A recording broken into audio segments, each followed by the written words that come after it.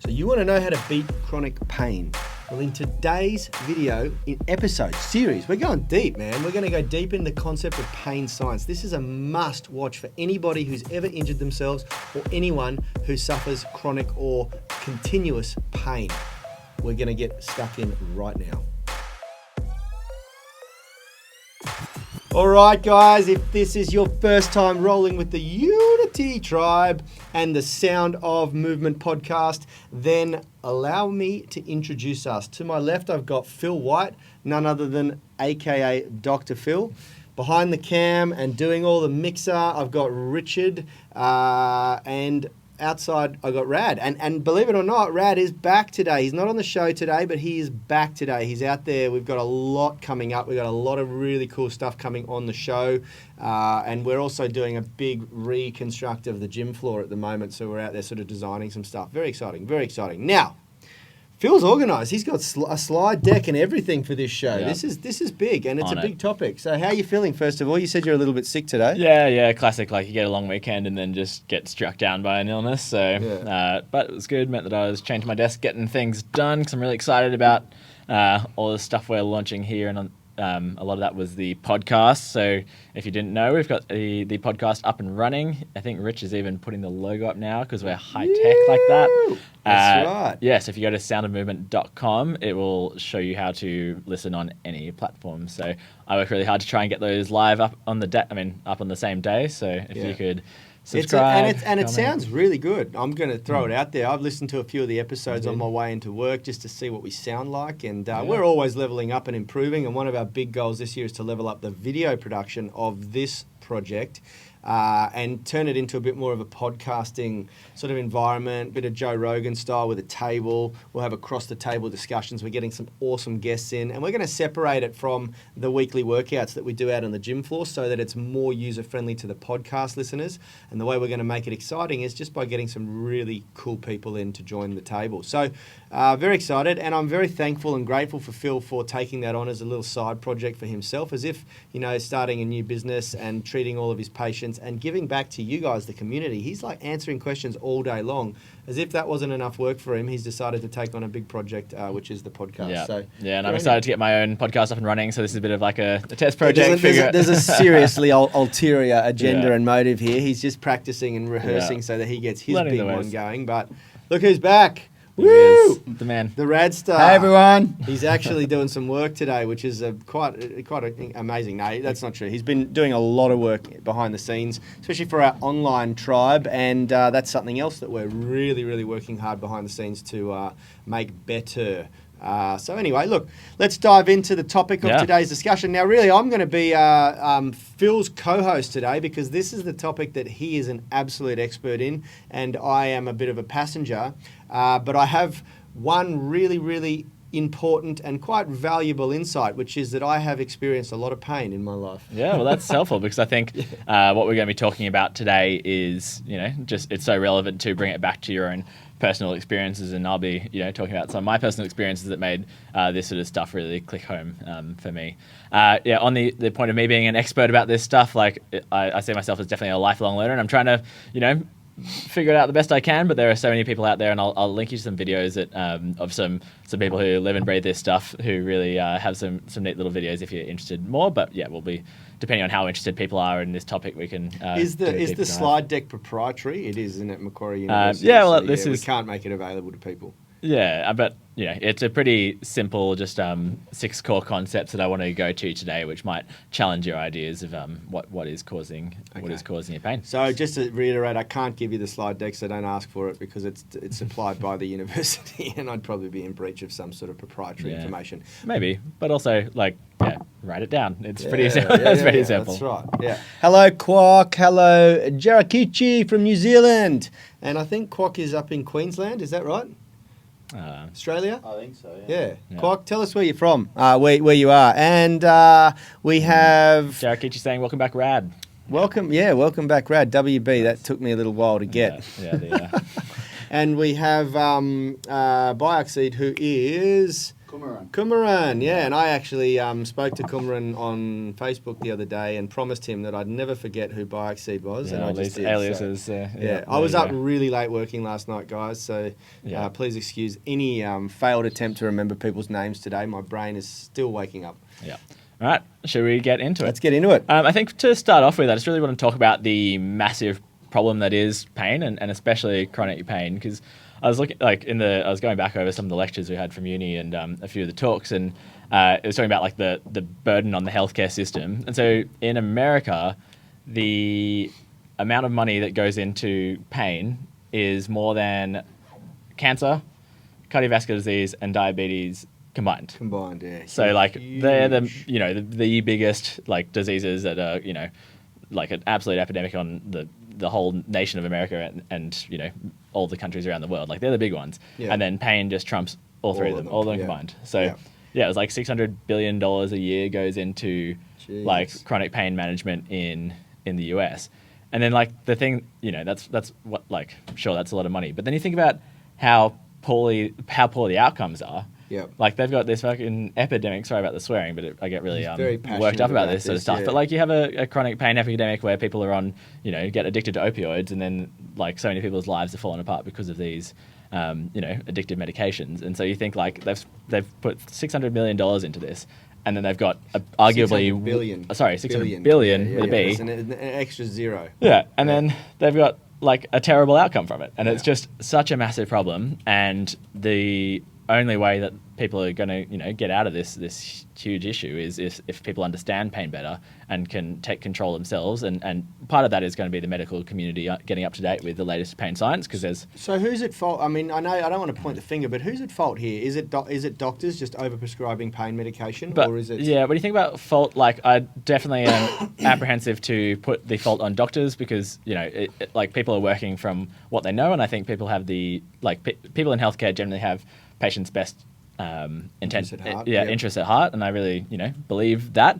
But there are like very outdated ideas of pain that have influenced what maybe doctors think are the best ways to deal with pain. And then there is big money involved in the pharmaceutical world, and so if you can get people using your pills over and over again, then you're gonna make a lot of money. So it's a bit cynical, but I think that the pharmaceutical industry it's a reality. They start with the best intentions, but then when money becomes involved, it does become a bit of a race, a race to make more of it. And I do believe that pharmaceutical cops a lot of flack, and their intentions are generally good, but as I said, once money becomes involved, the best intentions can be washed away very quickly. Yeah, absolutely. And I think, it's as a doctor, it's probably quite appealing to have someone come in and do a little like presentation and pay for your lunch and take you to nice sort of conventions, and people who are selling you pills can do that, but people who are encouraging exercise, healthy living, like adequate sleep, all these things that really do help pain long term, don't have the budget to do that. We don't have the budget. So we're getting flogged, people. We're losing the battle. But you can help by tuning in today and smashing the like button, because if you smash the like button, we're going to go deeper in this conversation. Yeah. If you don't smash the like button and we don't get a bit of engagement, then we may just brush over it and move on to the next topic. So make sure that... And if there's something that you kind of can feel happens with yourself, so if you have pain, or even if especially if you know someone who really struggles with chronic pain and maybe is pretty reliant on medications, share this video and share the podcast with them and help them understand ways in which they can move on from that. Yeah, absolutely. Sorry, I'm just adjusting my mic here because apparently Phil sounds better than me, and we cannot have that. Yeah, well, I told you I'd lift it up. Cannot have that. Yeah. All right. Beautiful. So, I guess to start out with, I'm just going to go through the 6 core concepts of pain, which this high-tech different camera angles is I'm learning. I haven't had the he hasn't had the privilege of my right. own camera. Your own camera. Look. So now, Yani, you can pick your nose, hang out. Yeah, that's right. Yeah. I'm still here, folks. So the 6 core concepts of pain. These are basically was like the foundation in our first week when we went to uni. They're really trying to make this the lens in which you see every other part of your physiotherapy journey is understanding the pain from the get-go. So number one, this is fairly new, isn't it now? Yeah, it's very new. It's even new to be getting taught this at university. Yeah, exactly. Yeah. And this is going to be the thing that really starts to shift that culture around what doctors and health professionals are prescribing and for pain. So with the 6 core concepts of pain, the first one is that pain is always an output of the brain 100% of the time. Yeah. And so that might be a bit sort of strange for people to think about, that, when you think about pain, it's like such a somatic experience, like your body, you feel the pain, like where... Yeah, very specific to where you think the injury is. Yes. This is and I'm just going to elaborate from someone who doesn't come across as scientific.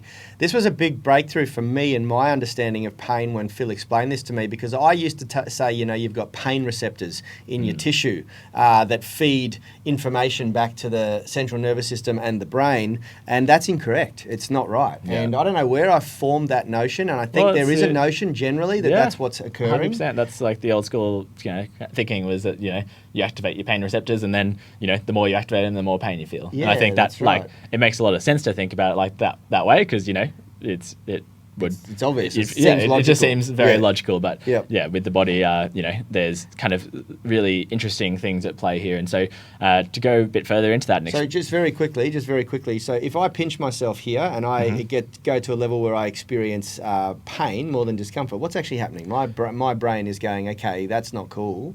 Yeah. And making me feel a certain way. Yeah. So what happens is you have a whole bunch of different receptors. So instead of thinking about having pain receptors, think about you just have lots and lots of information. So you've got really, really fast fibers. So with your nerves, you have some that send signals really quickly. You have some signals that are not so quick. So the really quick ones you want are related to proprioception. So how we can stay balanced and we can know where our limbs are in space and if we're going to run into things or, walk off a cliff. So proprioception is probably something a word that people understand, but that's the idea where you understand where your limbs are in space. So it's really important that if you have something that touches your skin, that signal gets to your brain really quickly so you can then act on that signal. So the first thing you're getting is just that there is a non-noxious, so like a stimulus that is touching me, and then your brain will, deal with that.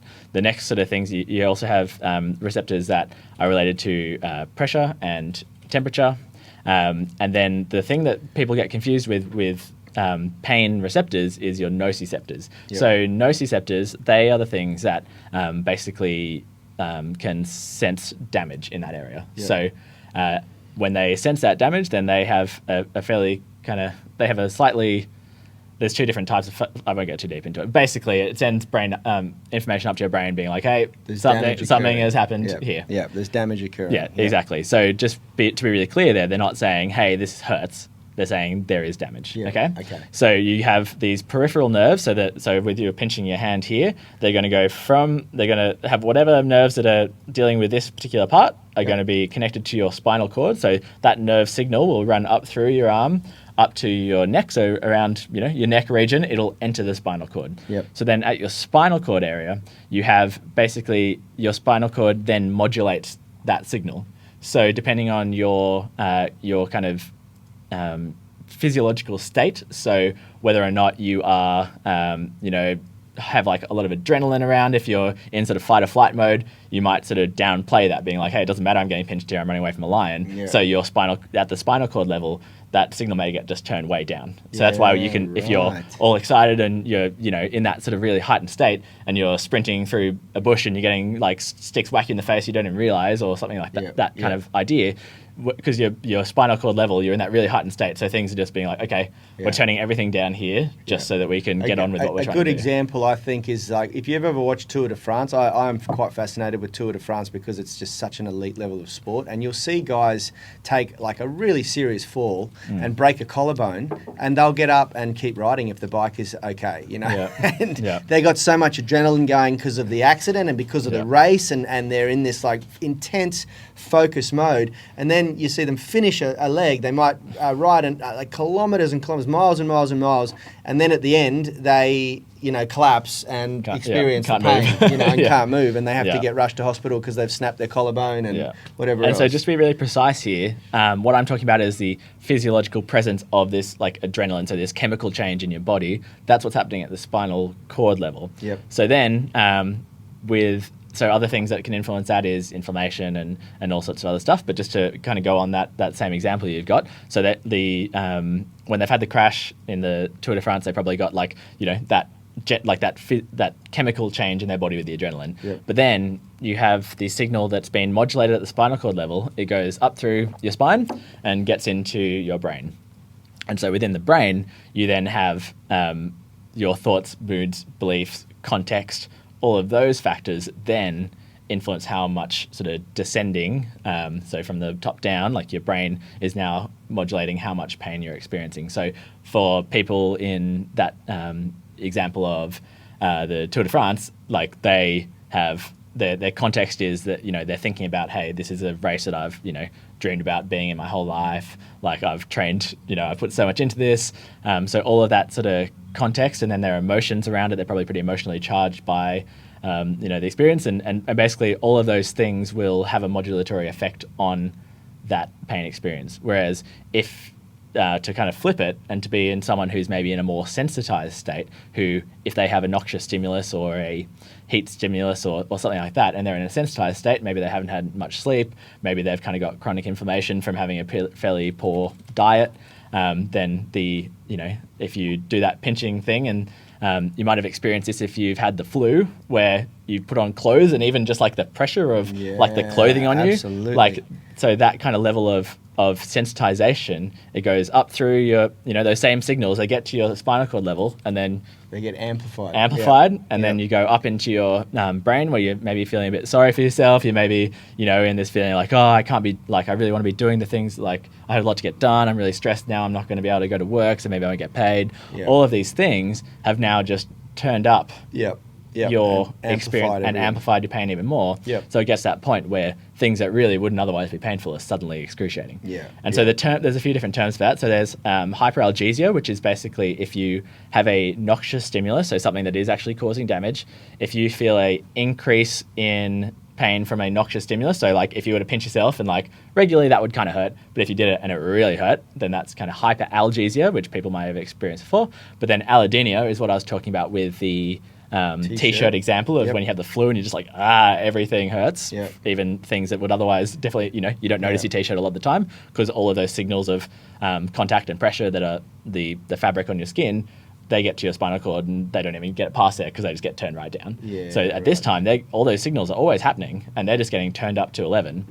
And so now you've got what's called allodynia, where a non-noxious stimulus, so something like that t-shirt, is now actually causing a pain experience. That's cool, really interesting. Yeah, very, very cool. I mean, cool and also really crap at the same time. No, I think it's amazing, because just imagine if you always felt the same amount of pain from the same stimulus, and you were trying to escape from a lion chasing you and you stubbed your toe. If you stubbed your toe and then you were just like lying on the floor like I carry on with. The other really cool thing about this, which has me really fascinated, is that there's a lot of research going on, even at the moment and for the last couple of decades, on pain management, because there are certain situations where, and the one that comes to mind that I can think of is in a limb amputee situation from a trauma or a traumatic experience. They have a lot of this with war veterans who have lost a limb or been in quite a traumatic injury. They have this phantom pain that goes on, and no amount of pain pills or drugs or anything else will do anything for it. They don't have the limb anymore, but they still feel the injury. They feel the limb. Do you know what the way in which they fix that pain now? Through a mirror. That's exactly right. Through literally mindset, emotion, looking at it, and even more than the mindset and the emotion is you just trick the brain. Like that's what's so fascinating about this. There's not like where you've had the amputation, your nerve signal, like your nerve fibers will have some changes there where they just start sending some kind of random signaling, and then that all gets kind of processed by the spinal cord in the brain, as with every other thing we've talked about before. But now if you have an amputated hand, there's some really great videos of this mirror box therapy is what it's called, where basically you put your hand in a box that if my right arm's amputated, probably do the left one because you wouldn't want to see a watch on both arms. So if I had my left arm amputated and then I put my hand here and there's a mirror just there, so if I'm looking down, I see as if I've got two hands instead of the one. And then often the phantom limb pain will feel like a real cramping, like an inability to let go. That's one of the really horrible ones where it's sometimes not in pain, but just like every time you think about it, your fist clenches harder and harder and harder and harder, and you can never let it go. And so basically all they do is just have that kind of reflection of the hand, which makes it look like they've got a left hand. Give it a bit of wiggle, goes away. And it goes away. Like just amazing how, and a really good example of how you can show, like you can trick your brain, and that will totally change your experience of the pain. Now, anyone who's interested in that, I read a fantastic book last year or the year before by a guy called Norman Doidge, who wrote a book called The Brain's Way of Healing. And he goes really deep into that. And is that the brain that heals itself? The brain, no. The brain that changes is his first book. Okay. His second book was specific to pain science. Yep. And he went and spent a whole bunch of time in a few of the universities and clinics over in America where they're training these amputees and teaching them how to overcome pain, to switch off pain through a form of meditation, essentially. And he talked about that exact exercise as well at length. And there's some other really good ones where you can trick yourself into thinking that a plastic dummy of a hand is your own hand, using a similar sort of techniques. And there's some pretty funny videos you can watch on YouTube of people getting convinced that their plastic hand is their own hand, and then they can actually feel what's happening to this plastic hand, and then they smash it with a hammer and the people freak out. So there's some really good videos of that. And there's also another interesting one of people basically wearing one person wearing a VR headset, and then another person wearing kind of like a Google Glasses, which is recording the field of view of the other person. So they're standing next to each other. So as if we were looking at each other, I was wearing the VR headset, and then you were wearing the goggles. And then they get them to shake hands. And so what I'm seeing is me. So you're wearing the goggles, and I'm wearing the VR headset. So I'm seeing myself shake my own hand, but then they basically like produce a pain stimulus on one person, the person whose field of vision it is, and then basically it just gets them totally mixed up where the person who has the VR headset says, yes, it hurts there on the other person, even though they're feeling it on themselves. Just some like zany kind of stuff to show that. So what we're really, what we're really trying to reinforce here is that the vast majority of it, all of it, is coming from the brain. 100%. And just as a brain can signal that you're in pain, it can be switched off as well. And or turned down. That's right. And that's really important. Kwok, thank you for letting us know that you're in Brisbane. Now, guys, I'd love to know, before we go further, is anyone experiencing ongoing pain? Like, and what's your experience of it, and what are you doing to manage it? Are you medicating, or are you interested in learning about ways that you can sort of tone it down, turn it down, or even overcome it just through totally different strategies than medication? So we'll move on to the number 2 of the 6 core concepts of pain, which is pain does not equal the amount of tissue damage, which is something I've sort of covered here. But I think it can kind of, a useful couple of anecdotes that can help kind of understand that is the classic story of there's this guy who was in a construction site, and he was walking around. He had, this is kind of back in the day, I don't think they had sort of as steel reinforced work boots then, and basically he stepped on a nail, and the nail went through the bottom of his shoe and straight up and was poking out the top of his shoe. And so understandably absolutely screaming in pain, gets taken off to hospital, like they need to like delicately move him, and he's just in absolute agony. Get to the hospital, they've got they're trying to cut the shoe off, and any amount of if they even bump the nail or move the foot too much, he just is screaming out in agony. And so they painstakingly cut the shoe off, and then they realise that the nail has gone directly in between his toes and hasn't actually pierced through, hasn't pierced his foot. You poor bugger. And as soon as he sees that, then suddenly all of the embarrassment totally overrides any amount of pain he was feeling. Basically. It was all of the context. It was the emotions around seeing yourself, in this sort of situation. He's, at work. He's probably stressed. So all of these things would have just. So you would have had the feeling of like the sensation of touch of the nail touching up against the skin in between his toes. Yeah. But that's got to the spinal cord level. It's been turned up, and then it's got to the brain, and it's got turned up until it's, Look, I had this experience only a few years ago when I came off my mountain bike and sort of almost degloved my foot. I hit the chain cog and caused quite a severe trauma, cut, gash to my shin. And I severed the anterior tibialis tendon, which is the tendon that runs down the front of your shin, completely. It was holding on by a few threads, but it didn't function anymore. And I didn't feel any pain at all. It just felt like a shinny, when you kick the pedal on your mountain bike.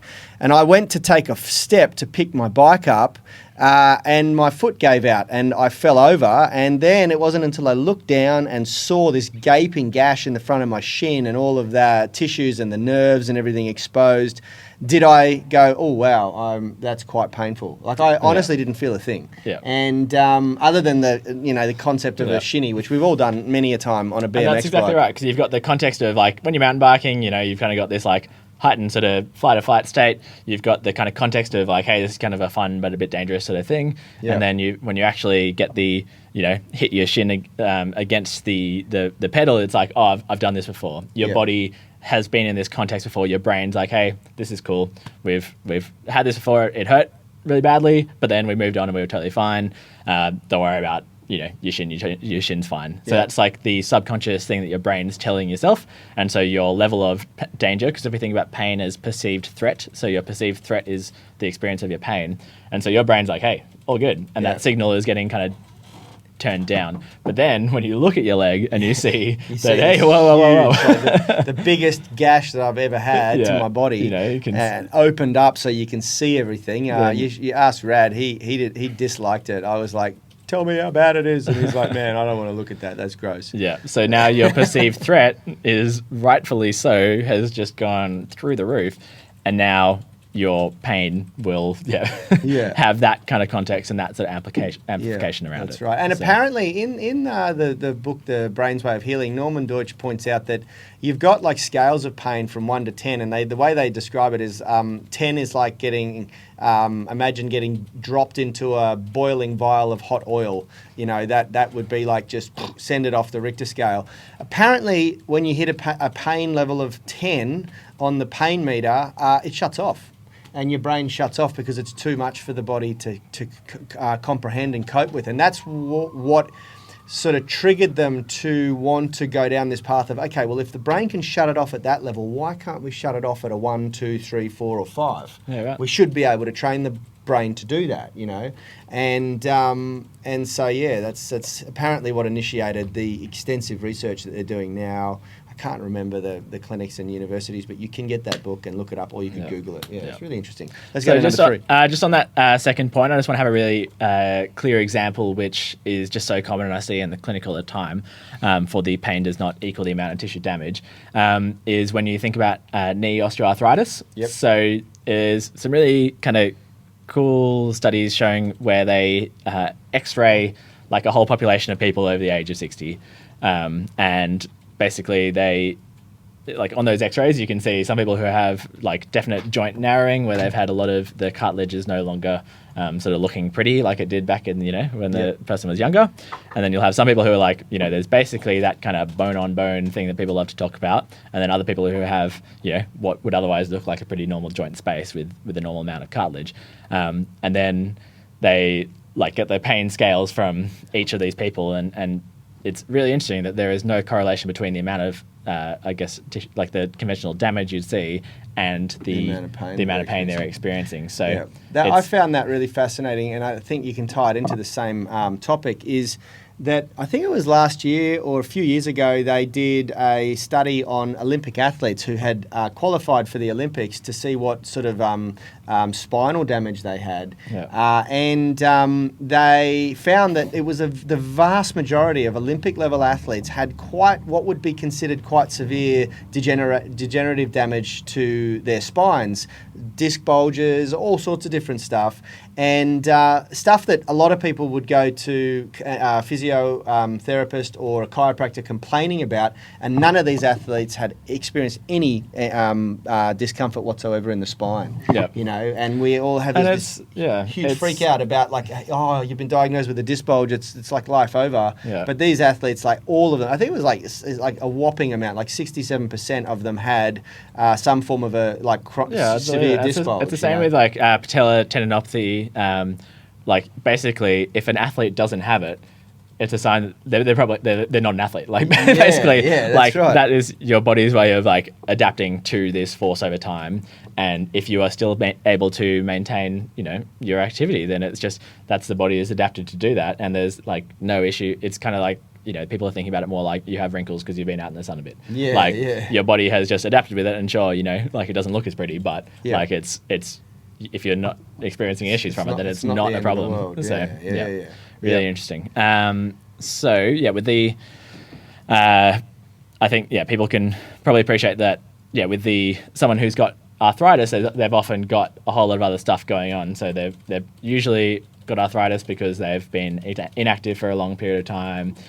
With that, it's quite common in people who are generally a bit heavier, and so they've probably got like a less than ideal nutritional situation going on. This is what I was going to ask. Is there any correlation? Because I read recently, doing research for my book that I'm writing on nutrition at the moment, that there are some nutrition scientists and scientists doing studies on the correlation between like leaky gut or nutritional health. So you might remember when I was talking about all the arthritis? things in the spinal cord. So when we talk about the spinal cord modulation, it's basically comes down to the kind of physiological condition of the person. Yep. And so when we think about those sort of nutritional conditions, is often that kind of results in a level of chronic inflammation. Yep. And so that chronic inflammation is when is one of the factors that can really increase, like amplify things at that spinal cord level. Yep. So certainly, it's something that's definitely involved. We might just pause here and see what Bikeseed's got to say. So come around. I can't read from that far away. Okay, so he said, speaking of fun pain experiences, one of the worst pain I felt was a cricket ball into the fingers. I literally couldn't see properly from the pain, but my fingers were fine afterwards being just minutes later. I can certainly relate. I've broken so many of my fingers, Kumaran, and that a lot of it came from my boxing days. One of the worst came from getting a basketball on the end of my finger playing basketball, which is a pretty common injury to get when you're not looking. You see the pass coming and you go to look at your next move and you just misjudge where the ball's going into your hand and it cocks you on the end of the finger. I don't know if I've ever spoken to a basketball player who hasn't had that happen at least once, but it really damaged my finger and it never recovered from it. But yeah, I don't know. Is there like more nerve happening in the fingers or something? So I think if people are watching and are sitting at a computer, have a look go into Google Images, don't turn us off, but go into Google Images and search homunculus. And so if you look at the homunculus, basically it's a representation of a human, but changing the size of the parts of the body to represent how much nerve innervation you have at that area. And so if you look at it, the two things that really stand out is that they have enormous hands. Basically your hands are just would look like they're about 40% of your body weight.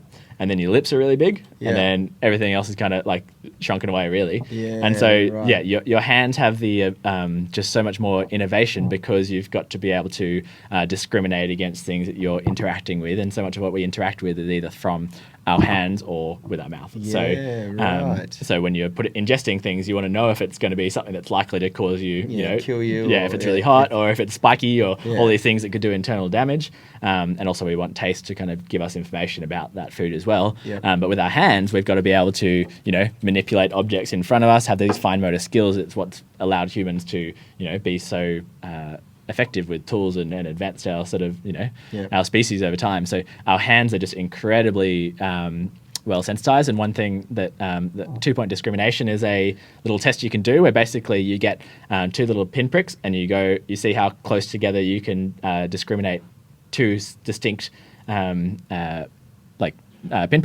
So you do that on your hand if you're not looking at it, and you're going to say like, oh, okay, I can feel it basically within a centimeter. But then if you were to get someone to do that same thing on your back, for example, and then they have like 2 points of contact, it's basically once it gets within about 5 centimeters, you can't tell like that there's 2 there. It just feels like 1 because your body isn't going to innovate your whole body like that. Because then can you imagine if you're sitting up against a remotely kind of, spiky like rock or chair, it would just be intense. Like so intense because you'd be feeling absolutely everything. Yeah. So the body's and the brain has really developed a clever way of basically sending, like being able to get information from places where it's useful to get information from, and for those other areas, discriminate places that aren't. Exactly. Yeah, so that's just fantastic. Well, there you go.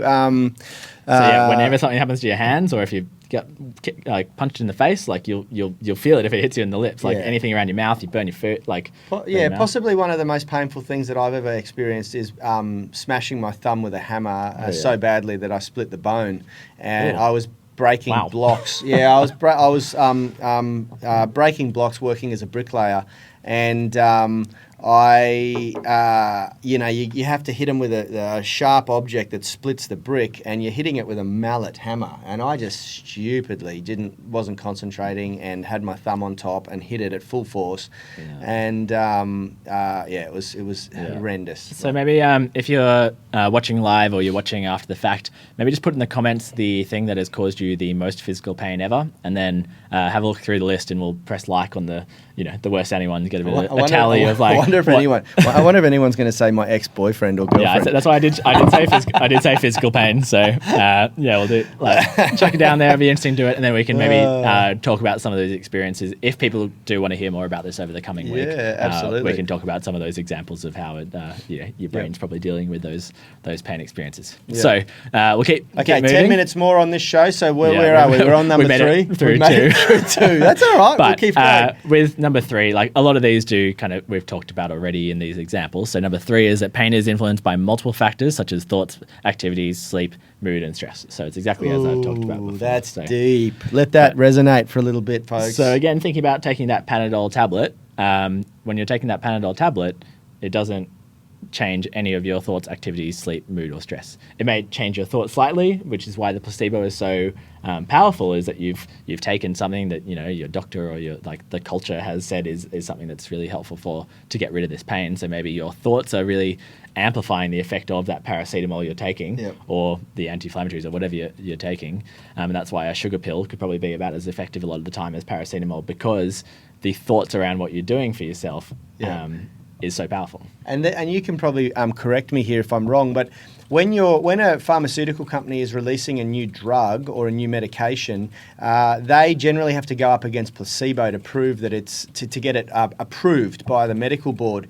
And as far as I know, they only have to beat placebo by 30%. Is that right? It's very. They talk about that also in in Norman Doidge's book, and they go through the statistics, and it's ridiculously like if it just outperforms placebo by a little bit, then it's like, okay, approved. That's good enough. That's not to say that those drugs aren't working well. It's to say that placebo is bloody good. Placebo is really good. That's exactly right. You guys got to understand that this is what I think the macro and what I hope to get across in this whole series on pain science is that you have a lot of control over this stuff. 100%. A lot of control over it. And we talk about the concept of an injury identity as being one of the fundamental reasons why a lot of people don't ever overcome an injury. This is why. This is what we're talking about. Yeah. Now we're going deep as to why. Okay, I'll let you go. And so just on that placebo, I think it's a huge topic and we could talk a whole lot about it. But one really interesting thing to think about is that often people who are not engaging in their in activities and sports or whatever will say like, oh, I probably just need surgery. Like I've got so much wear and tear, it's bone on bone, I need surgery. But then now they've gone and done placebo surgeries where they look at knee arthroscopy, so basically going in and cleaning up that knee that you're complaining about. Yeah, exactly, and making it look neat and tidy and like getting rid of some of that damage and whatever. And basically they've done placebo surgeries where the surgeon will do everything else will happen normally. They'll have the anaesthetist come in. They think they're getting the surgery. They've ticked off that they're part of the study, so it's not just a. Yeah. But basically, the surgeon will make the incisions exactly as they would usually, and then they'll get a random number generator or a card or whatever, which will randomly allocate whether or not they actually perform the surgery. And so they've opened everything up, and then the surgeon finds out, whether or not they're doing the surgery. And then if they're not doing the surgery, they stitch things up, send the person back out, treat them exactly as they would any other patient. So the rehab and everything's the same. Yeah, they'd have no idea. And basically, there's no difference with that. Yeah, you can't tell the difference between people who have had the surgery and people who haven't had the surgery. Yeah. So placebo is not just a mental thing; it affects your physical body as well. Yeah, and pain, and exactly the same thing. Like pain does not equal the amount of tissue damage. So if they've changed the damage in the tissues, but there's been no change there. Yeah, and just to give you an example, there's cases of people in that study who were professional English Premier League players who had needed to get that surgery done and went out and played just as good as they've ever played before, thinking that they had the surgery. So it's not just everyday people who just need to walk around, it's people that have to perform at the highest level. So number 4, acute pain serves as a useful protective function to warn danger or injury. 100%. We're not saying that you want to get rid of all pain all the time, and as we've talked about, that pain is giving you information, and it should be related to your sort of perceived threat of the situation. So if you've just torn up most of the front of the front of your shin, then it's a good amount of pain to say hey, don't do that again. Maybe don't get on your bike and keep going. That's you should exactly right. absolutely stop now. Yeah, and on that, I talk to my son and my kids about this all the time when they hurt themselves.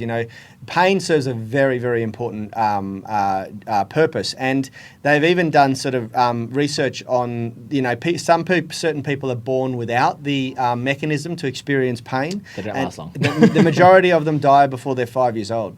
So it's it really, really is something that our body and brain relies on to keep us safe and to prevent us from exposing ourselves to physical harm and potentially dangerous situations. Yeah, so next time you are in pain, just think about it as hey, thanks, body. It's good information. Doing your job. Yeah, that's exactly right. If it's in that acute kind of situation where the stimulus, the pain experience, sort of matches the stimulus that you're experiencing. And if it's not, and it's just ongoing, then you may need to sort of go through some. So that's the next point, which is that chronic pain results from a hypersensitive nervous system and usually no longer warns of damage. So I've talked a bit about sort of tissue healing times before with your muscles usually sort of 6 to, depending on the severity, sort of after 6 weeks, you should be your muscles kind of mostly healed, and then up to 3 months for muscle stuff is usually pretty good, and for for bones, tendons, ligaments, within 6 months, hey, the tissue has healed itself. So when you still are getting pain from those, if you've had an acute injury, you've twisted your ankle or hurt your knee or whatever. Just quickly explain the difference between acute injury and what's the other one? Chronic injury. Yeah, so that's what I'm trying to get into here. Where basically if you've had an acute injury where you've done a traumatic thing that has hurt that structure, or it could be an overuse thing, can still be related to an acute phase. So basically, you've identified that there's something going on there. There's a mechanism that's caused that injury. You've spent sort of 3 months for simple muscular sort of stuff, maybe up to 6 months for bone and connective tissue. Yeah, exactly. Bones are amazing at healing and often better to injure than your muscles as well, because and especially ligaments, because they heal stronger than when they were originally injured. But I digress. But after, I'm sure that 4 minutes, plenty of people have experienced that you've had something that you maybe injured, 6+ months ago, and you're still experiencing pain from that. You've got to understand that the pain is now no longer giving you that useful information that the acute sort of phase initially did, warning of danger or injury. You don't have that danger, you don't have that injury anymore. And now it's this sort of hypersensitive nervous system that is, it's hypersensitive because you've got these sort of physiological changes that impact the spinal cord level, as I talked about, or maybe you've now got these thoughts, moods, and beliefs that have been negatively affected by your injury, where maybe you stopped going to the gym, maybe you stopped, running, which you used to love, which made you feel, good and happy and healthy, which has then impacted, maybe you put on a bit of weight, maybe you've gone down that kind of classic spiral of then you start not eating as well. So all of these sort of factors from the initial injury, which aren't related to acute danger or injury, all of these factors are now impacting your nervous system to amplify any sort of feeling that you get from that area. So a kind of classic one is with people get really sensitive sort of scars, and basically you've got to try and desensitize those scars, because people have these, you get so sensitive about something that any signal from there is just unbearable. Just So crazy, yeah. I actually experienced that with my and that's why people shin. get doing scar massage, and that's what you've Mick, got to you know Mick McCleary, the massage therapist. So he came in and worked on it with his little tool. He's a demon. Yeah, and honestly, like, it was the most horrendously uncomfortable thing that I experienced, but it completely fixed it. Yeah. It completely fixed the pain that I was experiencing there. Yeah. So just to be kind of wrap that up, so once you've kind of had in that chronic pain state where you, all of those factors that we've talked about already before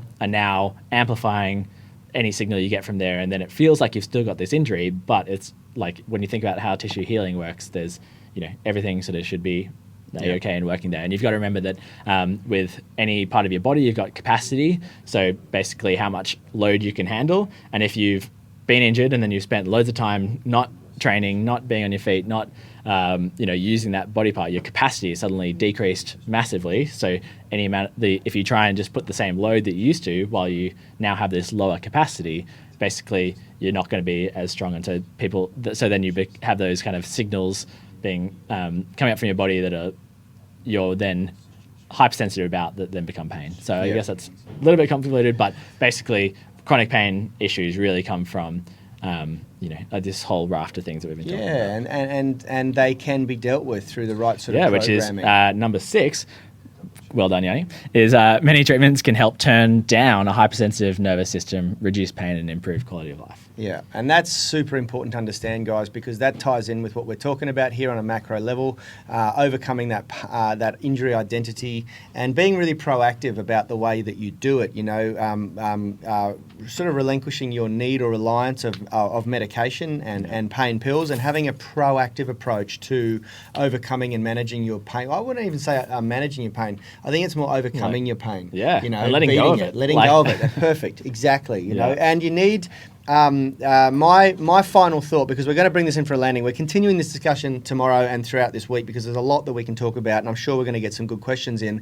But my final thought is that if you're not working with an up-to-date therapist, physiotherapist like Phil, who's aware of this sort of stuff and is using this as a central focus point for the management and the rehabilitation of injury, then you probably need to be asking these questions, because you can't, no amount of massage and no amount of manipulation and no amount of this and that is going to fix a chronic injury that's now a wiring issue in the brain. Yeah, and can often sort of like amplify things when you think about your thoughts, moods, and beliefs. Like so many people are like, I just go into the chiro for a tune-up, or I see the massage therapist, or physio for, I just need a bit of ongoing sort of maintenance work, which kind of is that idea that that you're relying on someone else and it's something outside of your control. Like locus of control is such an important thing to understand, that if you